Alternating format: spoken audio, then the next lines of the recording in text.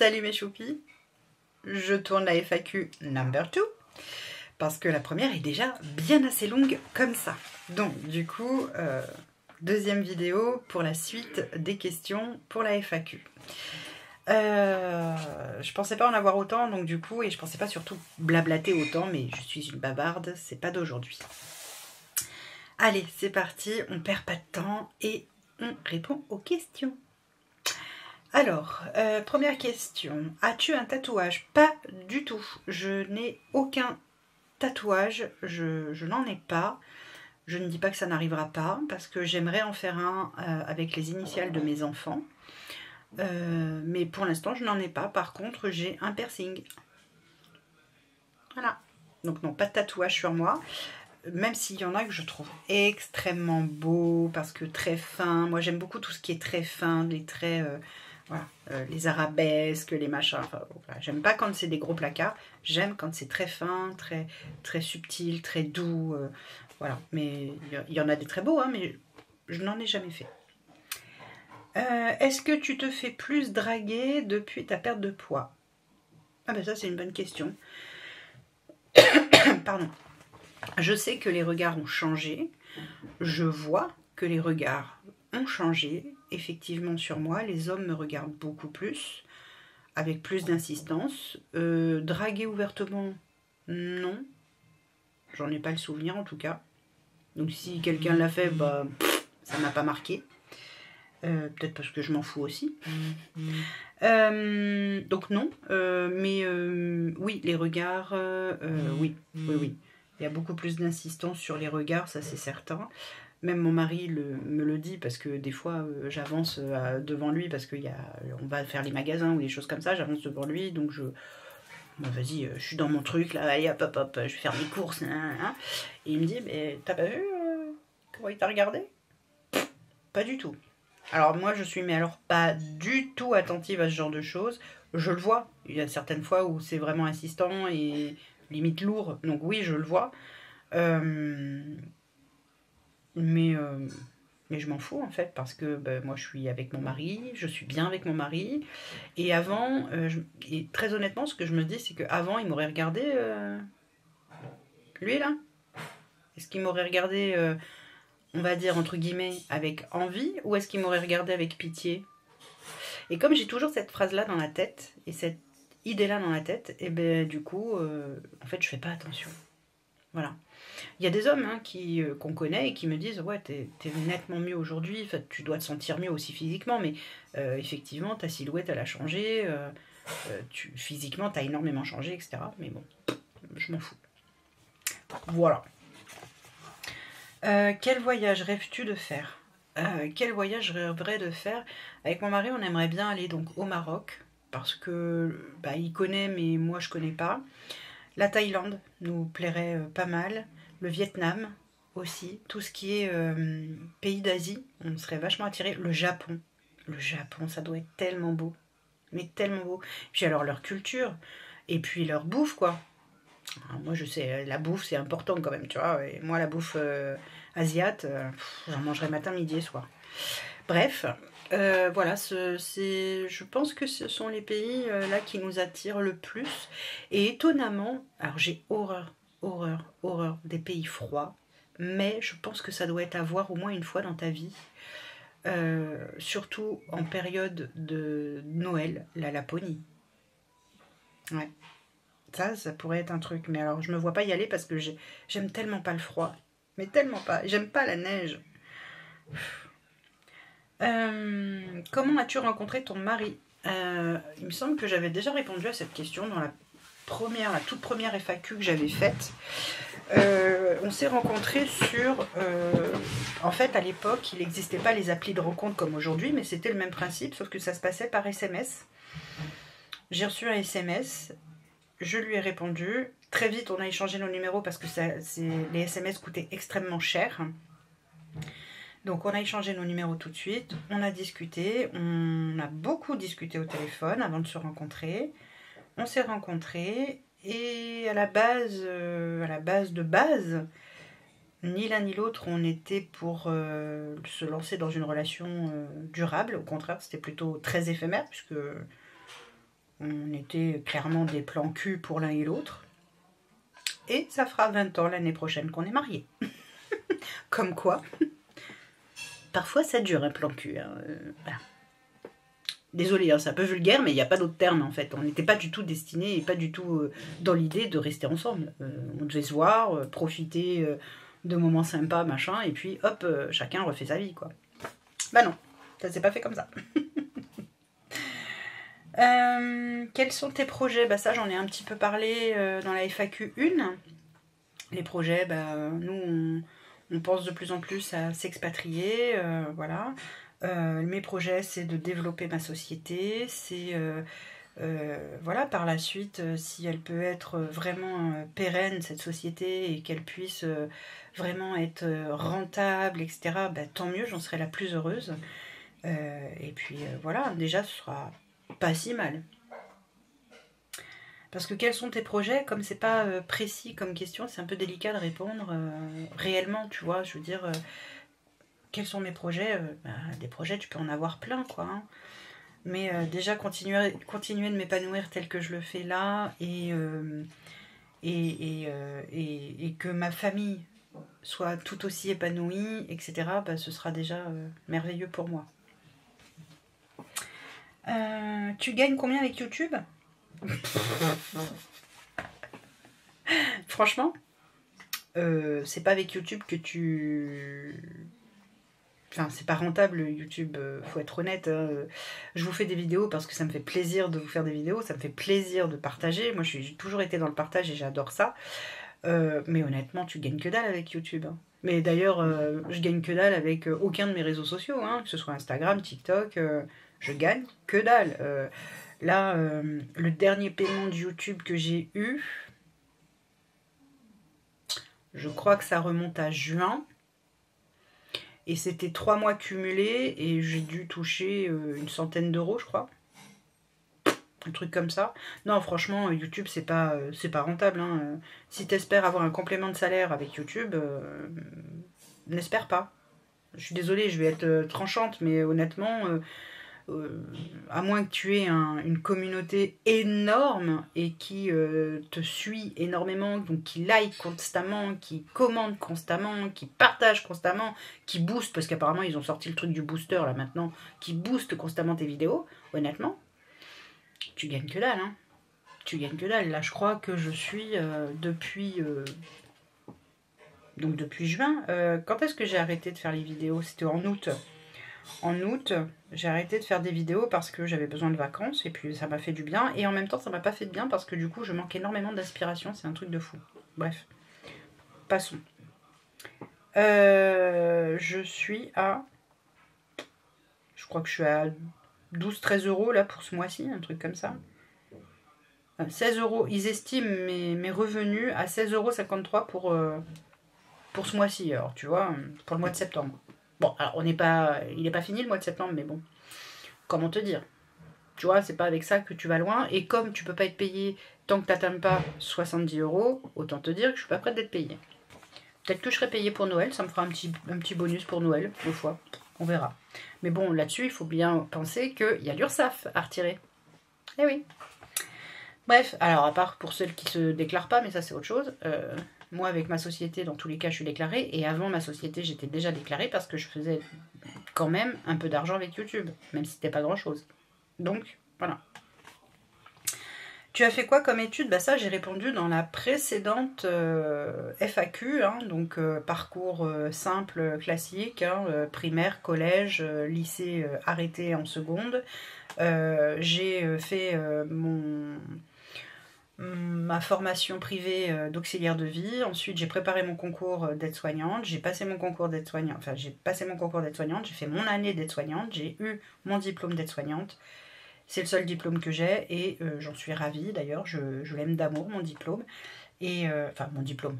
Ma profession, en tout cas, première, je l'aimais d'amour et je l'aime encore d'amour. Mais c'est comme ça, je peux plus la faire. Donc, voilà, c'est comme ça. Donc voilà, pour les études, j'ai pas honnêtement, et puis je vais te dire, même si demain tu veux créer ton entreprise, c'est pas ton diplôme qui va t'aider à créer ton entreprise, c'est ton envie, ton idée, le fait de rien lâcher, et c'est ça, c'est ta motivation qui va t'aider à créer ton entreprise. C'est pas du tout un diplôme. Le diplôme, ça veut rien dire. Demain, tu veux trouver du travail, tu vas dans n'importe quelle usine, tu vas en trouver du travail. Hein. Il y en a. Après, c'est une question de savoir ce que tu veux faire, ce que tu veux pas faire, si c'est aligné avec tes valeurs, avec toi, etc. Mais un boulot alimentaire, tu peux en avoir. Du boulot alimentaire, il y en a. Quand tu fais un boulot alimentaire, ouais, bah ça te plaît pas, évidemment, parce que tu fais pas ce que tu aimes. Mais il y a possibilité de trouver un boulot alimentaire. Voilà. Mais le mieux, c'est quand même de t'éclater et de faire quelque chose que tu aimes et qui te passionne, parce que sinon, c'est triste. C'est triste. Un défaut et une qualité. Alors, le défaut, je suis extrêmement, mais extrêmement, extrêmement rancunière. Oui, je sais, c'est pas bien, mais c'est comme ça. Je suis extrêmement rancunière, je suis comme ça. Quand je te dis je fais une croix sur toi, tu peux même être à côté de moi à me parler, je ne t'entends plus, je ne te vois plus. C'est fini, t'existes plus. Donc je suis extrêmement rancunière en plus. Voilà, je crois que c'est un de mes plus gros défauts d'être rancunière. Une qualité, je pense que je suis généreuse. J'espère en tout cas l'être. Mais je pense que je suis généreuse, j'aime le partage, j'aime partager, j'aime donner même du temps, des conseils, des partages d'expériences. J'aime partager, j'aime faire ça dans ma vie tous les jours, quoi, en fait. Donc je dirais que la générosité serait une de mes qualités. Es-tu riche? Non. Pas du tout. Je sais pas quelle idée vous a mis ça en tête, mais pas du tout, du tout. Non, non, non, non, non, non, non. Non, je suis pas riche du tout. Après, je me plains pas parce que malgré toutes les embûches qu'on rencontre avec mon mari par rapport à sa maladie, par rapport à la sécu, etc. Malgré tout, on s'en sort, on paye nos factures, on est à jour, on n'a pas de dette, on n'a pas de crédit. On vit bien, on mange bien, on peut se faire des sorties, on peut aller voir des amis qui vivent pas toujours tout proche de nous, mais on peut aller les voir parce que justement on a ce qu'il faut de côté pour pouvoir le faire.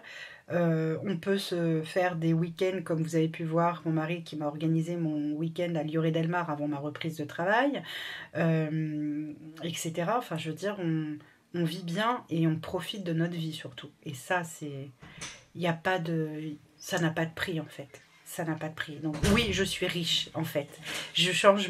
Oui, je suis extrêmement riche dans le sens où je suis riche d'amour de mes proches, de mes amis, de ma famille, de mes enfants, de mon mari. Je suis riche du métier que je fais et que j'aime. Donc oui, je suis riche finalement. Je dis non, mais si, je suis extrêmement riche. Voilà, je suis riche. Effectivement, et je suis tellement heureuse de ça. Et vraiment, voyez vraiment l'amour des vôtres. Voyez comme... bien sûr qu'on a tous des galères, bien sûr qu'on a tous des choses qui nous tombent sur le coin de la tronche et qui font marronner. Mais à côté de ça, la vie, elle est belle. La vie, voyez l'amour que vous avez autour de vous. Voyez, essayez de tirer le positif toujours dans chaque situation, même les plus complexes. Il y a du positif. Obligatoirement, il y a du positif. Est-ce que tu regardes tes anciennes vidéos? Alors j'ai trouvé ça curieux comme question parce que non, pas du tout. Non, déjà que je me regarde à monter ma vidéo, déjà je vois ma tronche à longueur de temps quand je fais le montage vidéo. Alors si en plus je devais aller regarder mes anciennes vidéos, pas du tout. Pas du tout, du tout. Ça ne m'intéresse absolument pas dans le sens où moi je les ai postées, je les ai montées, donc je me suis vue, revue. Et à force, je ne peux plus voir ma gueule, quoi. Hein, non, j'exagère. Mais ce que je veux dire, non, je ne vais pas voir mes anciennes vidéos du tout. Non, non. Il paraît qu'il y en a qui le font. Peut-être qu'il y a un intérêt d'ailleurs à faire ça, je ne sais pas. J'y ai jamais réfléchi, mais non, moi pas du tout. Je ne vais pas voir mes anciennes vidéos. Non, non. Que voulais-tu faire comme métier quand tu étais enfant? Eh bien, je pense l'avoir dit dans ma FAQ number one. mais je voulais être infirmière à la base. J'ai donc passé mon diplôme d'aide-soignante, donc j'ai fait des stages hein, pour être diplômée de ce diplôme, du coup, d'avoir ce diplôme. Très souvent, les infirmières me disaient pourquoi tu pousses pas plus loin, pourquoi tu pousses pas l'école d'infirmière, parce que vraiment tu as les capacités, tu as les possibilités. Oui, effectivement. D'abord, j'avais la passion du métier, j'avais les capacités intellectuelles, j'avais les possibilités physiques et intellectuelles, sauf que, ça j'en suis convaincue, il n'y a pas de problème, sauf que à mon époque, je me suis vite aperçue que plus ça allait, plus on en demandait aux infirmières qu'elles fassent, plus elles avaient de responsabilités et moins de temps elles passaient avec les patients. Et moi, mon cœur de métier, c'est de passer du temps avec les patients.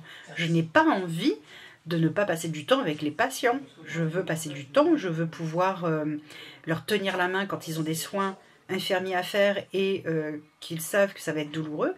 Je veux être là pour eux, les soulager, les aider, les soutenir. C'est ça aussi le rôle d'aide-soignante. C'est pas que changer un drap et ramener le plateau au repas et discuter 5 minutes avec ton patient. Non, non, non. Enfin, moi, je le vivais pas comme ça. Mon métier, je le vivais pas comme ça. Moi, non, j'étais auprès de mes patients.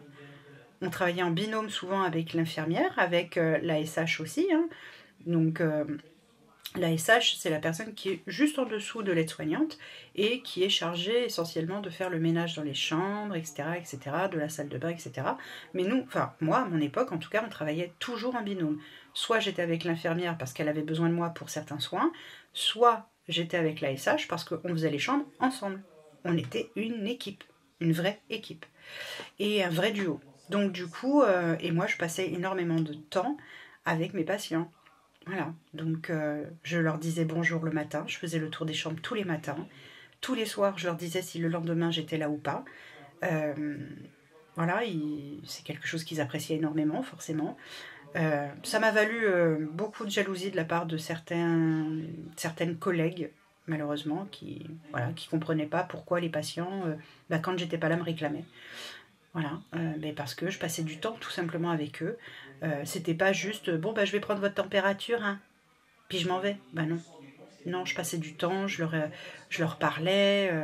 Des fois, il y avait les familles qui étaient là, donc je m'excusais évidemment. Je demandais 2 minutes d'intimité avec le patient pour prendre la température et la tension. Et ensuite, je les faisais re-rentrer, et puis je plaisantais avec eux, et puis voilà. Si, par exemple, il y avait un membre de la famille qui n'avait pas pu manger, je trouvais toujours un petit truc à lui ramener pour qu'elle se fasse un bout de pain, du fromage, voilà, enfin, l'humanité quoi, enfin ça fait partie du métier de base et je l'ai toujours vécu comme ça et malheureusement aujourd'hui je trouve qu'il a beaucoup changé et pas en bien, c'est bien dommage. Mais bon voilà, en tout cas, ce que je voulais faire quand j'étais enfant, c'était infirmière, voilà, je l'ai pas fait. Mais volontairement, je ne l'ai pas fait. Je veux dire, c'est moi qui ai décidé de ne pas aller au-delà. J'aurais pu, mais j'ai pas voulu. Voilà. As-tu peur de vieillir? Je me souvenais pas du tout de cette question. Honnêtement, non. Non, ça fait partie du processus de la vie. Ce qui me ferait peur, c'est plutôt d'être diminuée. Parce que le vieillissement du corps, forcément, tu es quand même diminué au niveau de tes forces, etc. Mais est-ce que j'ai peur de vieillir à proprement dit? Non. Je veux dire, est-ce que je veux faire de l'esthétique parce que j'ai des rides? Pas du tout. Est-ce que je vis mal le fait que... Bon, j'en ai très peu, hein, mais est-ce que je vais mal vivre le fait d'avoir des cheveux blancs? Je pense pas. Honnêtement, je crois pas. Non, ça fait partie du processus de la vie. Et puis, j'estime qu'à chaque période de ta vie, il y a une beauté, il y a encore une fois, du positif à retirer de tout ça. Voilà, non, honnêtement, non, je crois pas avoir peur de vieillir. J'aurais peur d'être diminuée, de me sentir, enfin, d'avoir des douleurs, d'être malade. Enfin, je suis malade, mais ce que je veux dire, c'est d'être plus malade que ce que je ne suis là. Où vraiment, tu vois, il y a des personnes, par exemple, qui sont pliées en deux parce que leur dos fait, enfin, vous savez, avec de l'arthrose rhumatoïde, des fois, vous avez le dos qui plie. Moi, ma grand-mère, elle avait ça, elle était quasiment pliée en deux. Bon, pour marcher, pour le quotidien, c'est difficile, c'est douloureux, c'est fatigant. Ça, oui, ça me ferait plus peur. Mais vieillir en soi, non, je n'ai pas peur de vieillir, non. Non, non, je le vis bien et c'est très bien comme ça. Puis encore une fois, je vous dirais que ça fait partie de la vie, c'est le processus normal de la vie, hein, tout simplement. Ensuite, vous vous sentez comment dans votre nouvel appartement? Eh ben écoute, franchement, c'est le bonheur. C'est le bonheur. On est bien dans cet appartement. On s'y sent bien, c'est notre petit cocon. On n'a pas encore fini de l'aménager comme je voudrais, mais on s'y sent bien. On est bien, on est tous bien, on a tous notre espace. Ça a été un peu compliqué d'aménager, nous, notre chambre, parce que, comme vous avez pu voir dans les vidéos précédentes, c'est tout petit, petit, petit. Mais bon, après, j'ai envie de vous dire, c'est momentané aussi, parce que nos enfants ne vont pas vivre constamment avec nous. Donc, bon, voilà, à un moment donné, ils vont prendre leur envol aussi, ils auront leur propre appartement, et donc l'appartement sera beaucoup plus grand pour nous, forcément. Mais j'ai pu... Enfin, on a quand même réussi à me créer un espace de travail, donc mon bureau, chacun a sa chambre, nous on a notre chambre, certes c'est pas idéal, quand on reçoit du monde, les personnes sont obligées de dormir par exemple dans le salon, mais bon, on fait du camping mais on s'en fout, l'important c'est d'être ensemble en fait, donc voilà, c'est pas grave. Et puis voilà, et par la suite, comme je vous disais, mes enfants grandissent, ils prendront leur envol, et puis on aura une chambre d'amis, et puis notre chambre à nous, et puis voilà. C'est la vie, c'est comme ça, et non, on est bien dans cet appartement, ça se passe bien, le quartier est calme. Euh, alors, souvent, quand je filme les vidéos et que je filme les recettes, par exemple, vous allez entendre les enfants qui passent, qui jouent. Là, c'est l'été en plus. Enfin, il fait encore de très bonne chaleur, très bonne température, je veux dire, très bonne chaleur, très bonne température. Donc du coup, ils jouent, ils courent, ils crient, ils vivent. Et puis bon, moi j'ai le parc d'enfants juste en face de ma cuisine, donc forcément, ils jouent les enfants et moi ça me dérange pas. Je préfère avoir des enfants qui crient, qui jouent, qui rient, mais qui crient parce qu'ils s'amusent, ils s'éclatent, que d'avoir des enfants qui hurlent pour rien ou des enfants qui pleurent constamment pour rien. Là, c'est pas le cas, ils s'amusent. La dernière fois, ils se tenaient par les épaules, ils chantaient la Marseillaise. C'est trop rigolo, c'est marrant de les voir faire et de les écouter. Moi, non, je trouve ça génial. Puis c'est la vie, les enfants, c'est la vie. Donc voilà, il y a des fois, effectivement, le soir, quand j'ai la tête comme ça, là, que je sors de réunion et tout ça, que j'ai la tête comme ça, des fois, je me dis, oh non, criez pas trop fort, les petits, s'il vous plaît, criez pas trop fort. Mais il faut bien qu'ils vivent, il faut bien qu'ils s'amusent. Non, c'est génial, on aime trop cet appartement. En plus, on a notre petit jardin qu'on n'a pas encore aménagé. Pardon, j'ai eu un co, ok. Qu'on n'a pas encore aménagé, qu'on n'a pas encore... on n'a pas encore pu faire comme on voulait, etc. Ça va venir, mais bon, il faut les fonds aussi. Et puis, ça pousse pas dans les arbres, les sous. Hein, donc, voilà. Donc, il faut attendre de remettre de l'argent de côté pour pouvoir continuer d'aménager l'appartement. Mais on s'y sent très, très bien. Ensuite, la chose que tu regrettes le plus. C'est une bonne question. C'est une bonne question. La chose que je regrette le plus, je suis pas du genre à avoir des regrets. Je suis pas du genre, non, pas trop, parce que en général, j'essaye, je fais et je peux regretter par exemple, par contre, la relation que j'ai eue avec mon papa, qui n'était pas une super relation et j'aurais aimé qu'elle soit meilleure, qu'elle soit mieux. Même si j'ai pu lui dire tout ce que j'avais à lui dire avant qu'il parte, je pense que j'aurais aimé qu'elle soit d'une autre qualité, cette relation. Donc ça peut être un regret, et encore que des fois je me dis, ma foi, la vie est parfois faite comme ça. Donc oui, peut-être que ça je regretterais de ne pas avoir eu une aussi belle relation avec mon papa que ça aurait peut-être pu. Peut-être que ça aurait pu être autrement si on avait su communiquer, si on avait su se dire les choses au lieu d'être chacun campé sur nos positions. Et puis, moi, je lui en ai énormément voulu d'être alcoolique, mais est-ce que j'ai vraiment cherché à comprendre pourquoi? Pas vraiment, finalement. Donc, ça peut être un regret. Après, en général, en termes général, je n'ai pas de regret parce que, comme je vous dis, j'essaye. Vous voyez, là, je me suis dit, bah, je ne retournerai pas dans le salariat, puisque j'ai pas la possibilité avec ma maladie, c'est pas que c'est proscrit, mais pas loin. Donc, j'essaye. Ça marche, ça marche pas, bah ça marche pas. Mais au moins j'aurais essayé. Donc pas de regret. Vous voyez, j'essaye toujours de me dire, bah essaye. Comme ça, tu n'auras pas de regret. Voilà. C'est ce que j'essaye de faire, en tout cas. C'est mon point de vue, c'est ma façon de faire, c'est ma façon de voir les choses. On peut ne pas être d'accord, hein, je conçois tout à fait. Mais voilà, moi j'essaye en tout cas de faire comme ça pour ne justement pas avoir de regrets. Alors, tu te sens pas trop vieille pour être sur YouTube? Bah non, en fait. C'est quoi cette question? D'abord, je suis jeune, hein, fais pas chier. Oh, Marie-Chantal, tu vas te calmer. Non, mais non, pas du tout. Je me sens pas du tout trop vieille pour être sur YouTube. Vous savez que je suis tombée il y a pas si longtemps que ça sur des vidéos de personnes de plus de 80 ans, 70 ans. 80, là, il y a une dame que je suis, c'est son petit-fils qui la filme, d'accord, mais on suit le quotidien d'une dame japonaise qui a 93 ans, et quand je vois comment elle est cette dame, je me dis oh, qu'est-ce que j'aimerais être comme ça quand j'aurai son âge. C'est génial. Et non, il y a plein de personnes, et des personnes qui sont plus âgées que moi déjà sur YouTube, et c'est hyper enrichissant. Au contraire, moi je trouve ça génial. Non, pas du tout, je me sens pas du tout trop vieille pour être sur YouTube. Non. Il y a pas, je pense qu'il n'y a pas d'âge, et à chaque âge, on peut amener quelque chose de plus. On peut amener un petit truc, quoi. On peut amener notre patte, notre savoir, notre expérience. Donc non, pas du tout, je me sens pas trop vieille. As-tu déjà vu un psy? Oui, tout à fait. Tout à fait, tout à fait. Oui, oui, j'en ai même vu 2. Oui, j'en ai vu 2. Une parce que bah, fallait évacuer l'annonce de ma maladie qui n'était pas facile du tout à accepter. Quand on te dit bon ben voilà, votre vie elle est en suspens, et bah, n'importe quel moment bah, ça peut s'arrêter.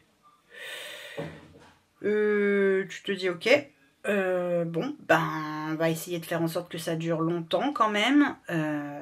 Et il va falloir que je me dépêche parce que j'ai presque plus de batterie sur ma caméra. Donc j'ai eu besoin d'évacuer ça, et j'ai eu besoin aussi d'être suivie par une psy au CCO de Toulon qui est l'endroit où je suis suivie pour ma perte de poids, etc. Bah pour creuser justement le pourquoi des TCA, pardon, des troubles comportement, les troubles du comportement alimentaire. Pourquoi, qu'est-ce qui s'est passé, qu'est-ce qui a fait que, etc. etc. Donc du coup, il a fallu que j'en parle avec la psy qui travaillait avec le CCO, de façon à ce que je puisse mieux me comprendre, mieux le vivre, et surtout l'évacuer de façon à enclencher la perte de poids, parce que l'aspect psychologique est quand même hyper important dans la perte de poids également. Voilà. Et dernière question pour cette FAQ, crois-tu à l'amitié entre youtubeuses? Je crois, oui, que c'est possible à partir du moment que chacun respecte l'espace de l'autre, en fait, tout simplement. On n'est pas obligé d'être d'accord sur tout, mais comme dans ton amitié que tu as au quotidien, dans ta vie de tous les jours, t'es pas obligé d'être d'accord sur tout le temps et tout. Par contre, effectivement, là où c'est important, c'est de respecter les avis de chacun, c'est de respecter la façon de vivre et la façon de penser de chacun, tout simplement. Voilà, l'amitié, c'est quoi? C'est du respect, c'est du partage, c'est de l'écoute, c'est du soutien quand tu peux. C'est pas vouloir imposer à l'autre, comme en amour d'ailleurs, c'est pas vouloir imposer à l'autre ta façon de penser, comment tu es, comment il faut. Faut pas être dans les injonctions, Non, il faut partager, ouais, faut être dans le partage, faut pas, enfin, donc oui, pourquoi ça pourrait pas exister? Parce que c'est YouTube et que c'est virtuel? Non, la preuve en est, c'est que arrive un moment où tu peux peut-être rencontrer la personne. Regardez, nous, avec Jenny, on s'est rencontrés, nous, on a tout de suite matché à travers nos vidéos, à travers nos chaînes, on a beaucoup discuté aussi virtuellement avant de se rencontrer, etc. Mais moi, je pense que oui, ça existe. Ça existe, à condition, encore une fois, de respecter chacun la vie de l'autre, la vie, V-I-E, et la vie, A-V-I-S, de chacun. Non, enfin franchement, oui, je pense que ça peut exister, et oui, il n'y a pas de raison que ça n'existe pas. Et puis beaucoup de communication, ça c'est comme un couple, hein. Vous savez, dans l'amitié, s'il n'y a pas suffisamment de communication, à un moment donné, ça peut frotter, ça peut être compliqué. Beaucoup de communication, beaucoup d'échanges, beaucoup de partage et beaucoup d'amour. C'est souvent comme ça que tout fonctionne. Voilà. Écoutez, cette nouvelle FAQ, j'espère qu'elle vous aura plu, mes choupis. Si vous avez d'autres questions, que vous avez envie d'approfondir certains sujets, en commentaire, n'hésitez pas. Évidemment, likez, commentez, partagez cette vidéo. Évidemment, ça fera grandir encore un peu plus la chaîne. Moi, ça va me booster un peu parce que je vous cache pas qu'en ce moment, c'est un petit peu... Voilà. Je manque d'inspiration. Je pense que mes vacances ont fait que j'ai complètement déconnecté mon cerveau. Et résultat des courses, il a beaucoup de mal à se reconnecter. Pas pour mon travail, mais alors pour YouTube... compliqué.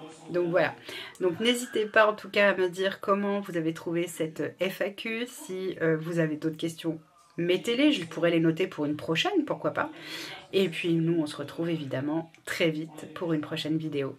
Je sais pas encore laquelle, mais une prochaine vidéo. Allez, sur ce, je vous fais d'énormes bisous. Prenez soin de vous, hein.